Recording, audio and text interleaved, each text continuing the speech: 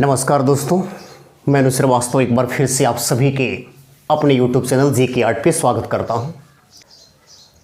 तो हम बात कर रहे थे रानी पद्मावती के प्रकरण के बारे में और पिछले एपिसोड में मैंने बताया था कि राघव चेतन जो चित्तौड़ नरेश राजा रावल रतन सिंह के दरबार में दरबारी ब्राह्मण था, किस तरह से रावल रतन सिंह को दर्शन कराने ले जाता है सिंघल प्रदेश। और जब दोनों सिंघल प्रदेश पहुंचते हैं तो वहाँ पर रावल रतन सिंह बोलता है, किधर है वो युवती, किधर है वो सुंदर नारी जिसका तुम दर्शन कराने मुझे लाए हो। तो राघव चेतन भी कहता है कि बस रुक रुक, रात तो ठहर जा, सुबह सुबह गोरियाँ आती हैं, सुबह में देखना, तुम आराम से सो, जब समय आएगा, जब लड़कियां आएगी तो मैं तुम्हें जगा दूंगा। इस तरह से राघव चेतन रतन सिंह को सुला देता है। वही सुबह सुबह का समय, वही 4 बजे का समय, वही बगीचा और वही सुंदर स्त्रियों की आवाज़ राघव चेतन के कानों में सुबह पहुंचती है। और जैसे ही राघव चेतन के कानों में आवाज़ पहुंचती है, राघव चेतन तुरंत उठकर बैठ जाता है और रतन सिंह से कहता है कि उठ उठ, चल आ गई है। इस तरह से रावल रतन सिंह और राघव चेतन दोनों आवाज़ के पीछे पीछे भागते हैं और भागते हुए पहुंचते हैं उन लड़कियों के पास। और जैसे ही रावल रतन सिंह उस दृश्य को देखता है, दृश्य देखते ही रावल रतन सिंह हो जाता है बेहोश। रावल रतन सिंह भी हो जाता है बेहोश और राघव चेतन भी हो जाता है बेहोश। जब 10-15 मिनट बाद राघव चेतन को होश आता है और रावल रतन सिंह को भी होश आता है, तो रावल रतन सिंह के मन में अभी वही फिल्म चल रही थी, उसी लड़की का चित्रण उसके मन में चल रहा था। दोबारा रावल रतन सिंह बेहोश, राघव चेतन एक बार बेहोश, रावल रतन सिंह 2 बार बेहोश। जब होश दोनों को आ जाते हैं तब रावल रतन सिंह राघव चेतन से पूछता है, कौन थी वो लड़की, कौन थी वो रूपवती। राघव चेतन कहता है कि महाराज, अगर मुझे पता होता कि वो लड़की कौन है तो मैं आपको चित्तौड़ से यहाँ क्यों ना आता। चलिए बाहर चलते हैं, पता करते हैं। इस तरह से राघव चेतन और रावल रतन सिंह दोनों बाहर निकलते हैं और बाहर निकलकर कुछ लोगों से पूछते हैं कि अभी अभी कुछ लड़कियां यहाँ पर आई थी, कौन थी वो लड़कियां। अब जिससे ये प्रश्न पूछा जाता है वो एक ही बात पूछता है कि एक बात बता, कुछ लड़कियां या उनमें से वो सिर्फ एक। राघव चेतन और रावल रतन सिंह सोचते हैं कि इसे कैसे पता कि हम किसी एक लड़की के बारे में सोच रहे हैं। दोनों के मन में ये द्वंद्व होता है, ये कैसे जानता है कि हम किसी खास लड़की को पूछने आए हैं। तो आगे दोनों बढ़ जाते हैं, जैसे लगता है कि चोरी पकड़ी गई। फिर आगे जब बढ़ते हैं तो आगे बढ़ते हुए फिर 2-4 लोगों से यही पूछते हैं और जितने भी लोगों से पूछते हैं एक ही बात का जवाब आता कि वो सभी लड़कियां या उनमें से एक। रावल रतन सिंह को भी लगता है कि अब तो शायद इन लोगों को पता ही है, तो सीधे कहता है कि नहीं नहीं, उनमें से वही एक के बारे में जानना है, दादा मुझे बता दो वो लड़की कौन। तब वह व्यक्ति कहता है कि कभी अपना चेहरा देखे हो आईने में, जहाँ से आए हो ना वहीं चले जाओ। तेरे जैसे 1000 सपने लिए घूमते हैं उसके लिए हर रोज। वो तो इस राज्य के राजा गंधर्व सेन की पुत्री हैं और नाम है पद्मिनी। इतना सुनते ही रावल रतन सिंह के चेहरे पर आ जाती है खुशी और इस खुशी में वह राघव चेतन ब्राह्मण के पीठ थपथपाते हुए कहता है कि रे ब्राह्मण देवता, आज तो मेरा काम सेट हो गया। देखो, वो है राजा की पुत्री, वो है राजकुमारी और मैं हूँ चित्तौड़ का राजा। अब राजकुमारी की शादी किसी राजा से ही तो होगी, अर्थात इस पद्मिनी की शादी तो मुझसे ही होनी चाहिए। राघव चेतन कहता है कि महाराज मैं तो इसके बारे में कुछ कह नहीं सकता हूँ, चलिए गंधर्वसेन से बात करते हैं। और दोनों पहुंच जाते हैं गंधर्वसेन के दरबार में। जैसे ही गंधर्वसेन के दरबार में रावल रतन सिंह पहुंचता है, अपना इंट्रोडक्शन देते हुए कहता है कि hello, I am king of Mewar. इतना सुनते ही गंधर्वसेन बोलता है तो क्या करूं, I am also king of Singhal प्रदेश। अब तो रावल रतन सिंह की यहाँ पर बेइज्जती हो गई। अब रावल रतन सिंह के मन में एक द्वंद्व चलता है कि चलो भाई बेइज्जती तो हो गई सो हो गई, अब तो वापस आएगा नहीं। अब मैं आगे इस लड़की के बारे में बात करूं या ना करूं, तो मन कहता है कि तू बात मत कर, निकल जा यहाँ से। ये गंधर्वसेन अपनी पुत्री पद्मिनी का शादी तुमसे करने वाला नहीं है। और दिल कहता है कि नहीं, एक बार ट्राई करके तो देख। और आपके भी मन में जब ऐसा लगे कि हो भी सकता है, नहीं भी हो सकता है, तो नहीं हो सकता है ये तो फिक्स है, लेकिन हो भी सकता है तो कम से कम एक बार ट्राई करके देखो, क्या पता कहीं हो ही जाए। और इसी ट्राई को करने में रावल रतन सिंह बोलता है कि मैं भी ट्राई कर ही लेता हूँ। और अचानक से वह गंधर्वसेन से बोलता है कि महाराज एक बात करनी है मुझसे। गंधर्वसेन बोलता है बोल, क्या बात है।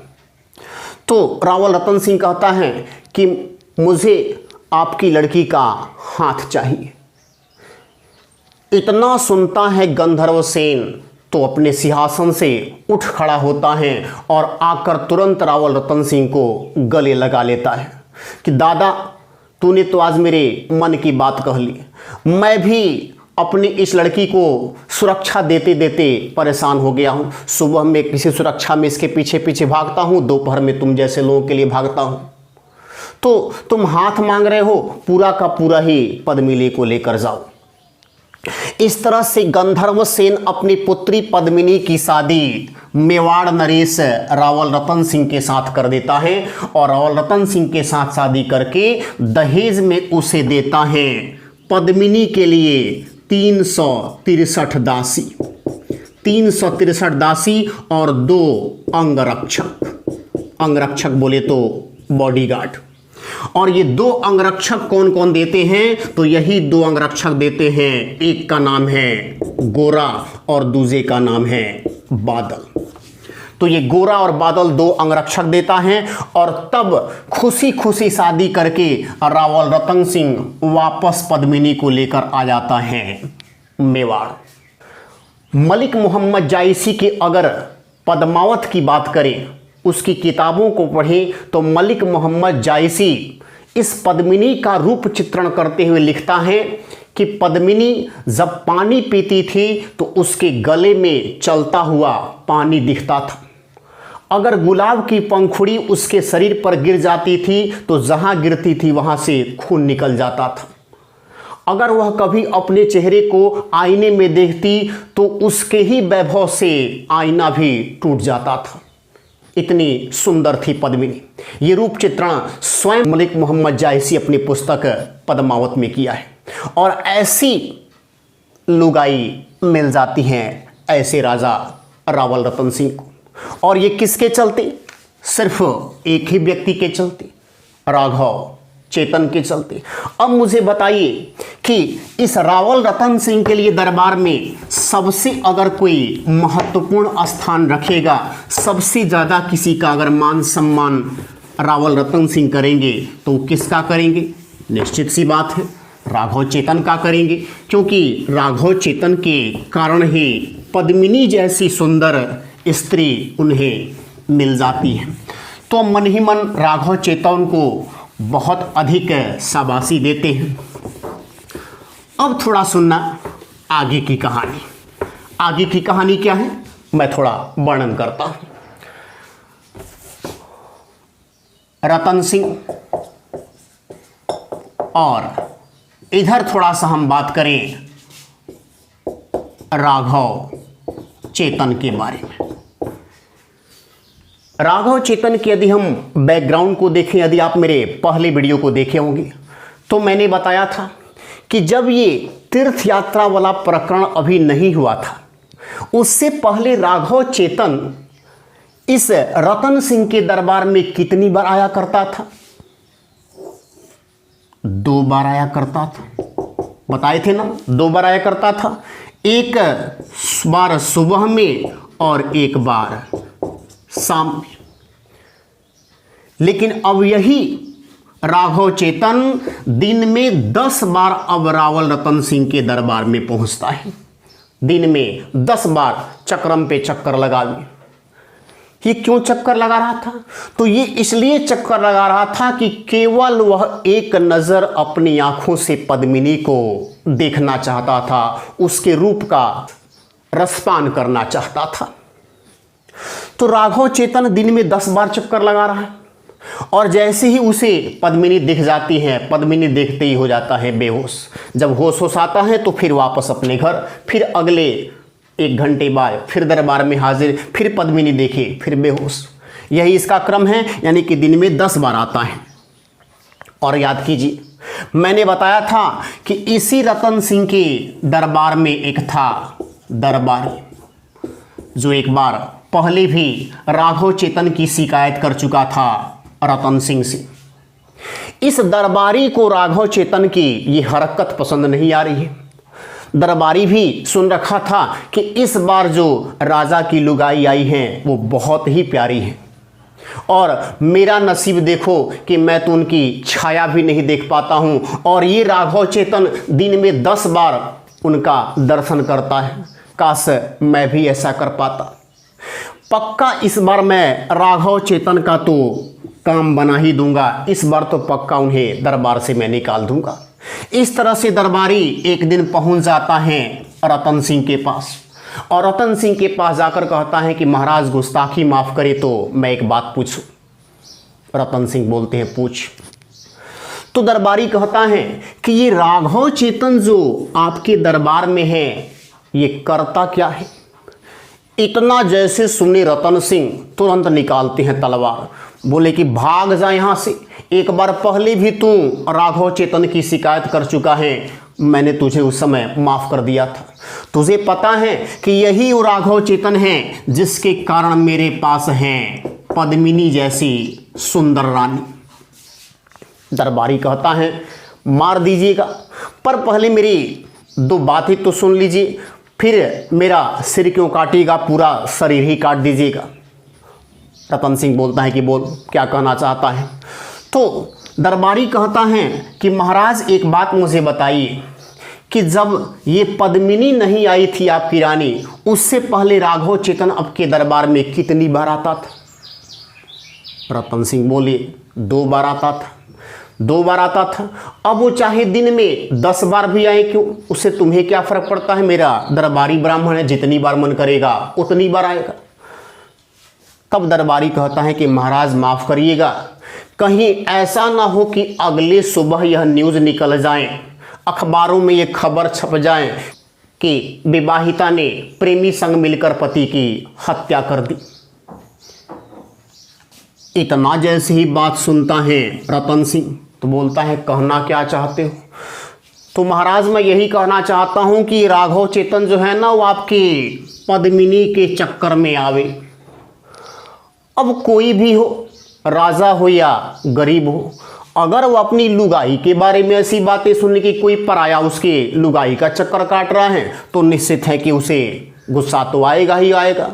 तुरंत दरबार में राघव चेतन के पास पहुंचता है रतन सिंह और कहता है कि राघव 24 घंटे के अंदर तू मेरा दरबार छोड़ दे, अन्यथा मैं तुझे यहाँ पे जिंदा दफन कर दूंगा। तो मेरे लुगाई के चक्कर में आता है। राघव चेतन बेचारा भ्रम में पड़ गया, ये क्या हो गया रतन सिंह को। तो राघव चेतन ये सोचता है कि अगर मैं मेवाड़ छोड़कर चला जाता हूँ तो मैं पद्मिनी को नहीं देख पाऊंगा, और पद्मिनी को नहीं देखूंगा तो मैं ऐसे ही मर जाऊंगा, और अगर छोड़कर नहीं जाता हूँ तो ये मुझे रतन सिंह मार देगा।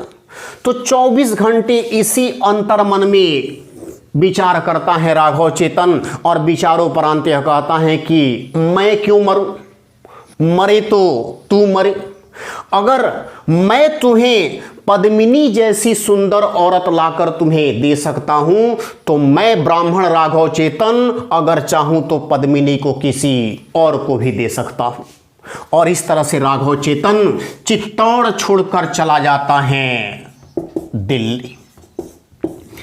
इस समय दिल्ली पर सल्तनत वंश का शासन चल रहा था, और सल्तनत वंश में जिस राजा का शासन चल रहा था वह थे खिलजी नरेश, अलाउद्दीन खिलजी। अलाउद्दीन खिलजी। तो अलाउद्दीन खिलजी के दरबार में एक दरबारी ब्राह्मण बनकर पहुंचता है और जाकर उनके पास शरण लेता है।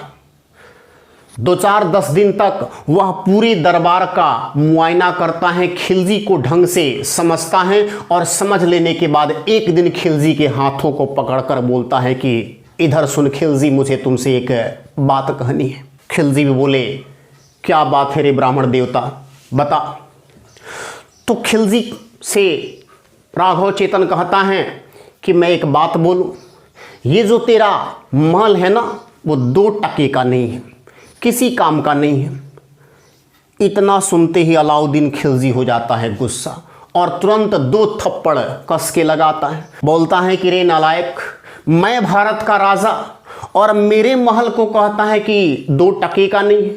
तो किसका है ऐसा महल जो 2 टके का है, मुझे बताओ। राघव चेतन हो जाता है नाराज, बोलता है कि पहले मुझे कूटा क्यों, अब तो मैं बिल्कुल नहीं बताऊंगा।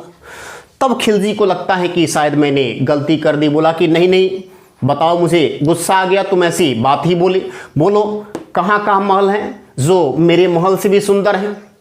तब कहता है राघव चेतन की सुन, एक और बात सुन ली खिलजी, तेरी ये जितनी लुगाई है ना, उनमें से कोई भी 2 टके की नहीं है। अब इतना सुनते ही भैया अलाउद्दीन खिलजी को और पड़ जाता है गुस्सा, और 2-4 पड़ता है राघव चेतन को।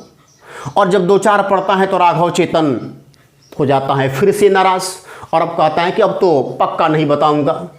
तब ये खिलजी कहता है कि अरे ब्राह्मण, तुझे पता नहीं मैं भारत का राजा, मेरी कितनी लुगाई है मुझे ही नहीं पता, और तू कहता है कि मेरी लुगाई 1 टके की नहीं है। तो कितनी लुगाइयों को मेरे देखा है।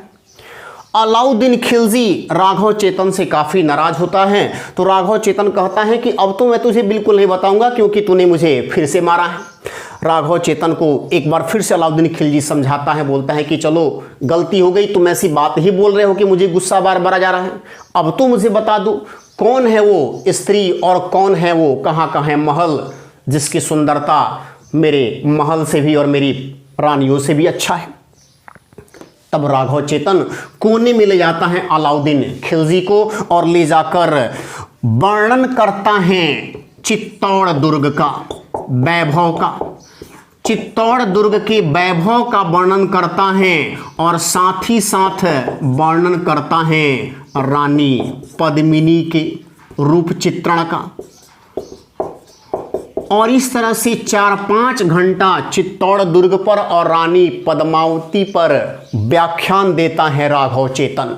और जैसे ही व्याख्यान खत्म होता है, खिलजी राघव चेतन के कान पकड़ के उठाता है, बोलता है कि बोल अभी मुझे, कहाँ है ये दुर्ग और कहाँ है ये पद्मिनी, मुझे अब भी क्या भी चाहिए। तब राघव चेतन कहता है कि बावला क्यों हो रहा है, इतना आसान नहीं है चित्तौड़ दुर्ग को जीतना, और इतना आसान नहीं है रानी पद्मिनी को ले लेना, क्योंकि पद्मिनी तो किसी की लुगाई है। नाम है उस राजा का रावल रतन सिंह, जो चित्तौड़ नरेश है। खिलजी कहता है कि वो चित्तौड़ का राजा है और मैं भारत का राजा, मेरे आगे कुछ भी नहीं है वो, आज ही हम उसे अपने कब्जे में लेते हैं। इस तरह से चित्तौड़ दुर्ग पर कब्जा करने, रानी पद्मावती को अपने पक्ष में लेने के लिए अलाउद्दीन खिलजी अपनी सेनाओं के साथ 1301 में रवाना होता है चित्तौड़ दुर्ग की ओर।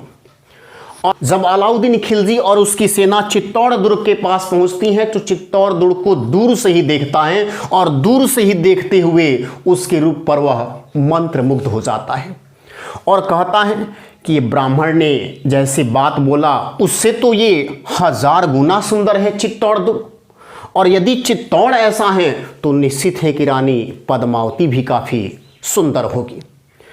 इस तरह से अलाउद्दीन खिलजी की सेनाएं चित्तौड़ दुर्ग के और नज़दीक आती हैं और ठीक उसी समय उनकी सेनाओं पर नज़र पड़ता है चित्तौड़ के राजा रावल रतन सिंह की नज़र।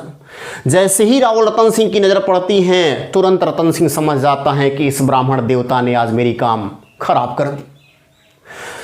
तो रतन सिंह इस खिलजी से बचने के लिए चित्तौड़ दुर्ग के 7 प्रवेश द्वारों को बंद करवा देता है और खिलजी भी चित्तौड़ दुर्ग के बाहर आकर चित्तौड़ दुर्ग की घेराबंदी कर देता है और बोलता है जब तक रतन सिंह तुम बाहर नहीं निकलोगे तब तक मैं यहाँ से जाऊँगा नहीं। इस तरह से अलाउद्दीन खिलजी इस चित्तौड़ दुर्ग को 6 माह घेराबंदी करके रखता है, लेकिन फिर भी चित्तौड़ दुर्ग को जीत नहीं पाता है। तब यहाँ पर खिलजी को लगता है कि मैं चित्तौड़ दुर्ग की सुरक्षा को भेद नहीं पाऊंगा, मैं चित्तौड़ दुर्ग को जीत नहीं पाऊंगा। इधर दुर्ग के अंदर बैठा हुआ रावल रतन सिंह के साथ भी क्या समस्या आ गई। 6 महीने हो गए, रसद सामग्री समाप्त होने लगी। अब ऐसी स्थिति आ गई कि दरबार के लोगों को भोजन जुटाने के लिए किसी भी हालत में बाहर निकलना ही पड़ता, और बाहर निकले तो खिलजी का डेरा पड़ा हुआ है। तो इस तरह से दोनों जो हैं संवाद के माध्यम से एक दूसरे के पास यह संदेश भिजवाते हैं और खिलजी कहता है संदेश में कि देखो रतन सिंह, मैं तो चित्तौड़ इसलिए आया कि मैं तुम्हारी लुगाई पद्मावती को लेने आया था, लेकिन ऐसा लगता है कि मैं पद्मावती को लेकर नहीं जा पाऊंगा। बट एक मेरी आग्रह है, सुन ले। मैं एक बार चाहता हूं कि तुम इस पद्मिनी का मुझे दर्शन करा दे। बहुत दूर से मैं आया हूं, एक बार दर्शन कर लूँगा, मैं वापस चला जाऊँगा। रतन सिंह बोलता है कि रे बाबा, दर्शन क्यों करा दें? दर्शन ही अगर करने होते तो मैं राघव चेतन को दरबार से क्यों निकालता? अगर तुझे दर्शन करने हैं तो जा श्रीलंका, खोज ले किसी और पद्मिनी को। तो रतन सिंह दर्शन कराने को तैयार नहीं और अलाउद्दीन खिलजी बिना दर्शन किए जाने को तैयार नहीं। अब देखिए क्या होता है। अलाउद्दीन खिलजी अपना डेरा वहां से हटाने को तैयार नहीं है। अंत में रतन सिंह तैयार हो जाता है कि ठीक है, मैं पद्मिनी का दर्शन कराऊंगा। लेकिन वह खिलजी के पास संदेश भिजवाता है कि वह उसे बंदी की तरह दुर्ग में लेकर आएगा, बंदी की तरह उसे दिखाएगा। लेकिन ध्यान रखना, वो सीधे पद्मिनी को नहीं दिखाएगा बल्कि पद्मिनी का जल दर्शन कराएगा। उसके रूप को जल में तस्वीर के माध्यम से देखनी होगी, डायरेक्ट पद्मिनी को नहीं दिखाया जाएगा। इतना सुनते ही अलाउद्दीन खिलजी कहता है कि मुझे दर्शन तो करा दे रे बाबा, तू जैसे भी करा, बंदी की तरह करा या मुझे घसीट कर लाते हुए करा, मैं बिना दर्शन के यहां से जाने वाला नहीं। अब देखिए क्या होता है। इस तरह से रतन सिंह तैयार हो जाता है और फिर अलाउद्दीन खिलजी को एक बंदी की तरह दुर्ग के अंदर लाया जाता है। लेकिन ये अलाउद्दीन खिलजी अपनी धूर्तता का परिचय देता है और अपने पीठ के पीछे कपड़ों में तलवार को छुपा लेता है और तलवार को छुपा करके वह दुर्ग में आता है। फिर उसे पद्मिनी का रूप चित्रण का दर्शन कराया जाता है जल में, और जब अलाउद्दीन खिलजी उस रूप को देखता है तो हो जाता है बेहोश। वास्तव में राघव चेतन जैसा तूने बताया था वैसा ही, काश मैं इसे डायरेक्ट देख पाता तो क्या होता। इतना जब दर्शन हो जाता है तो रतन सिंह बोलता है कि अब ठीक, अब तो देख लिए ना, अब बाहर निकल। अलाउद्दीन खिलजी कहता है कि हाँ ठीक, अब मैं बाहर जाता हूँ। और हमारे यहाँ वसूल रही है कि कोई शत्रु हो या कोई मित्र हो, जब भी आपके घर आता है तो आप उसे दरवाजे तक छोड़ने के लिए जाते हैं। तो रतन सिंह भी अलाउद्दीन खिलजी को छोड़ने के लिए चित्तौड़ दुर्ग से बाहर आता है, और जैसे ही बाहर आता है अलाउद्दीन खिलजी मौका पाकर तुरंत अपने पीछे छुपे हुए तलवार को निकालता है और रतन सिंह के गर्दन पर टिका देता है, और फिर उस रतन सिंह को उठाकर वहां से लेकर चला जाता है दिल्ली, और दिल्ली जाकर चित्तौड़ में यह खबर भिजवाता है कि अगर तुम्हें रतन सिंह चाहिए तो एक बात मेरी मान, एक शर्त मेरी सुन ले, अगर तुझे रतन सिंह चाहिए तो मुझे पद्मिनी दे दे। ये खिलजी का संदेश, और खिलजी का देखिए लालच और बढ़ते गया, न सिर्फ पद्मिनी दे दे बल्कि चित्तौड़ दुर्ग में जितनी स्त्रियां हैं वो सारी स्त्रियां हमारे पास भेज दे और रतन सिंह को ले जा। अब देखिए आगे की कहानी। इस बात को दरबार में उस समय सुन रहा था रानी पद्मिनी का अंगरक्षक गोरा और बादल। मैंने बताया था ना ये दोनों अंगरक्षक आए थे सिंघल प्रदेश से। तो गोरा और बादल ये दोनों उस समय दरबार में थे, इस बात को सुने कि दिल्ली के खिलजी नरेश अलाउद्दीन खिलजी ने ऐसा ऐसा संदेश भेजा है। तो गोरा कहता है कि ठीक, मैं अलाउद्दीन खिलजी को पद्मिनी का दर्शन कराऊंगा, लेकिन मैं खुद पद्मिनी का रूप धारण करूंगा, और पद्मिनी का रूप धारण करके मैं जाऊंगा अलाउद्दीन खिलजी के दरबार में राजा रतन सिंह को छुड़ाने। और गोरा पद्मिनी का रूप धारण करता है तथा साथ ही साथ 1600 राजपूत वीरों को स्त्रियों के भेष में तैयार करता है। स्त्रियों के भेष में तैयार करके इनको पालकी के अंदर बैठाता है, और इस पालकी को उठाने के लिए आपको पता है कितने कहार की आवश्यकता होती है, 6 कहार की आवश्यकता होती है। तो 1600 राजपूत वीर जो स्त्री का रूप धारण कर इस पालकी के अंदर बैठे हैं, और इन 1600 राजपूत जो कन्याएं बने हुए हैं उनको उठाने के लिए उस समय इसी गोरा ने 9600 राजपूत वीर योद्धाओं को बुलाया था। उस समय कहार उठाने का काम शूद्र जाति के लोग करते थे, लेकिन यहाँ गोरा ने 9600 राजपूत वीरों को बुलाया था। इस तरह से 9600 राजपूत वीर योद्धा पालकी के बाहर और 1600 राजपूत योद्धा पालकी के अंदर, और इतने ज़्यादा को अगर संख्या में देखें तो टोटल संख्या हो जाता है 11,200। 11,200 राजपूत वीरों को लेकर गोरा प्रस्थान करता है दिल्ली की ओर, और दिल्ली की ओर प्रस्थान करने के बाद दिल्ली में जाकर गोरा खबर भिजवाता है खिलजी के पास कि पद्मिनी भी आ गई और साथ ही साथ चित्तौड़ दुर्ग की अन्य स्त्रियां भी आ गई। जितना तुमने डिमांड किया था वो सब की सब आ गई, अब तो रतन सिंह को छोड़ दे। खिलजी को शक होता है, ये राजपूत है, इतनी जल्दी तो ये हार मानने वाले नहीं है, इतना जल्दी सारी स्त्रियों को भेज दी। अब देखिए क्या होता है ना कि जो व्यक्ति किसी के साथ धोखा करता है ना, उसके मन में हमेशा ये चलती है कि कहीं सामने वाला भी मेरे साथ धोखा ना कर दे, इसलिए वो काफ़ी सतर्क रहता है। तो खिलजी को भी शक हो गया, और खिलजी को भी शक हो गया तो खिलजी बोलता है कि ठीक है कोई बात नहीं, लेकिन मैं सबसे पहले चेक करूँगा कि पालकी के अंदर पद्मिनी है कि नहीं। इतना बातों को सुनता है गोरा।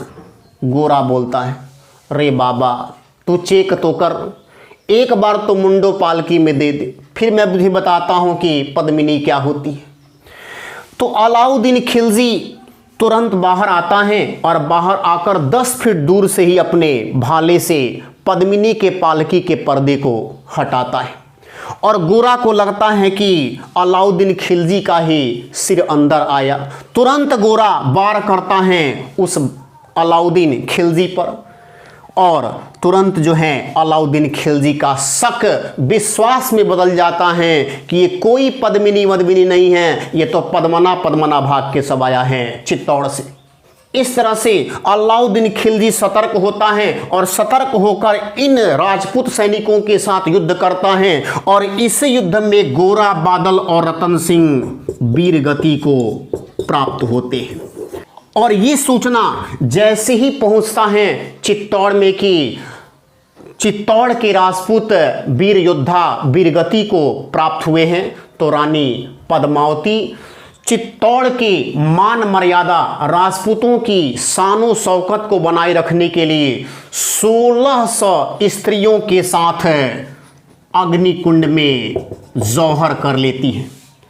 तो ये था राजपूतों के इतिहास में सबसे बड़ा जौहर, राजस्थान के इतिहास का सबसे बड़ा जौहर, चित्तौड़ का पहली बार जौहर। राजपूतों के मान मर्यादा को बनाने के लिए, बचाए रखने के लिए रानी पद्मावती ने इस अलाउद्दीन खिलजी के आक्रमण से बचने के लिए 1600 स्त्रियों के साथ जौहर किया था। और जब जौहर कर लेती हैं तो यही अलाउद्दीन खिलजी इस चित्तौड़ पर आकर अधिकार जमा लेता है और अधिकार जमाते हुए इसको अपने पुत्र खिज्र खां के हवाले कर देता है और चित्तौड़ का नाम बदल कर रख देता है खिजराबाद। खिजराबाद। ये खिज्र खां इस खिजराबाद में 6 महीने तक रहता है, लेकिन ये अरावली पहाड़ियों पर बसा हुआ जगह था, यहाँ पर इसको काफ़ी समस्याओं का सामना होता है। तो 6 महीने के बाद खिज्र खां वापस दिल्ली चला जाता है। तब ये अलाउद्दीन खिलजी इसी चित्तौड़ को अजमेर के सोनगरा चौहानों के पास देकर चला जाता है और कहता है कि मुझे इस चित्तौड़ का किराया चाहिए, बाकी तुम शासन करो। इस तरह से अगर देखा जाए तो इस खिलजी वंश का समाप्तिकरण दिल्ली की राजगद्दी से 1320 ईस्वी में हो जाता है और 1320 में जैसे ही खिलजी वंश का शासन खत्म होता है, इसी चित्तौड़ पर सोनगरा चौहानों में हमेशा हमेशा के लिए अधिकार कर लिया था। और इस चित्तौड़ पर अधिकार जमाने वाला जो सोनगरा चौहान था वह था मालदेव सोनगरा चौहान। इस तरह से चित्तौड़ अजमेर के सोनगरा चौहानों के कब्जे में आ जाता है। तो ये है चित्तौड़ का इतिहास, ये है रानी पद्मावती का जौहर। मुझे लगता है कि आपको वीडियो बिल्कुल समझ में आ गया होगा और यदि आपको वीडियो समझ में आ गया होगा तो मैं आपसे ये रिक्वेस्ट करूंगा कि प्लीज़ मेरे चैनल को आप लाइक भी करें, सब्सक्राइब भी करें और अधिक से अधिक दोस्तों के पास शेयर जरूर करें। फिर हम मिलेंगे एक नए एपिसोड के साथ। बने रहिए हमारे चैनल के साथ, तब तक हम आपसे विदा लेंगे। धन्यवाद।